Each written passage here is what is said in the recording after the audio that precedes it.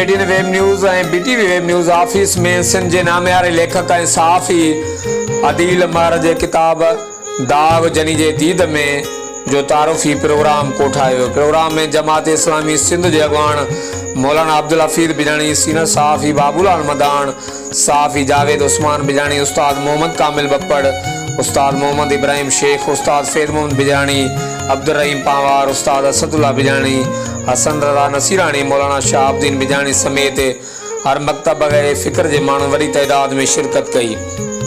Programme जो आगाज़ तिलावत कलाम पाक सां थियो। सहाफ़ी जावेद उस्मान बिजाणी आयल महिमाननि खे आजाणो ॾिनो। इन मौक़े ते मौलाना अब्दुल हफीज़ बिजाणी प्रोग्राम जे शरीकनि खे पंहिंजे मुख़्तसिर ख़िताब में चयो त अदील उमर सिंध जे मुलहिदनि खे जंहिं मुदल्लिल अंदाज़ सां जवाबु ॾिनो आहे, जंहिं ते असीं खेसि खिराज तहसीन पेश कयूं था। हुनजो वधीक चवणु हो त अदील उमर मरूम क़ुर्बान बुगटी जे ख़ाल खे भरियो आहे। असीं उमेद कयूं था त अदील उमर पंहिंजो कलमी महाज़ वारे जिहाद खे जारी रखंदो। इन मौक़े ते उस्ताद मोहम्मद कामिल बप्पड़ पंहिंजे मुख़्तसिर अल्फाज़ में अदील उमर जो शुक्रियो अदा कयो ऐं उनखे क़ुर्बान बुगटी मरूम जो मुतबादिल करार ॾींदे चयो त अदील उमर असांखे अल्लाह ताला जे तरफ़ां क़ुर्बान बुगटी मरूम जो जानशीन मिलियो आहे। आज़ाद जोखियो ऐं सिंध जे मशहूर शाइर ऐं अदीब सजाद उमर पंहिंजे मुख़्तसिर ख़िताब में चयो त अदील उमर पारां छपायल किताब खां पोइ इलाहाक परस्तनि जा वात बंदि थी विया आहिनि।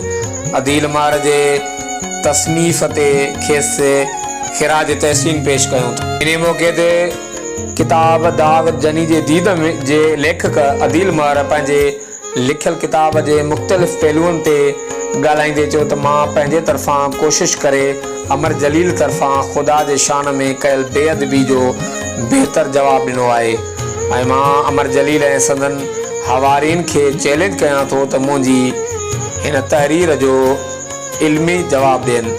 मुंहिंजे हिन किताब खे सिंध मां तवक़ा खां वधीक मोट मिली आहे। 1 महीने जे मुख़्तसिर अरसे मां हज़ारें कापियूं निकिरी चुकियूं आहिनि।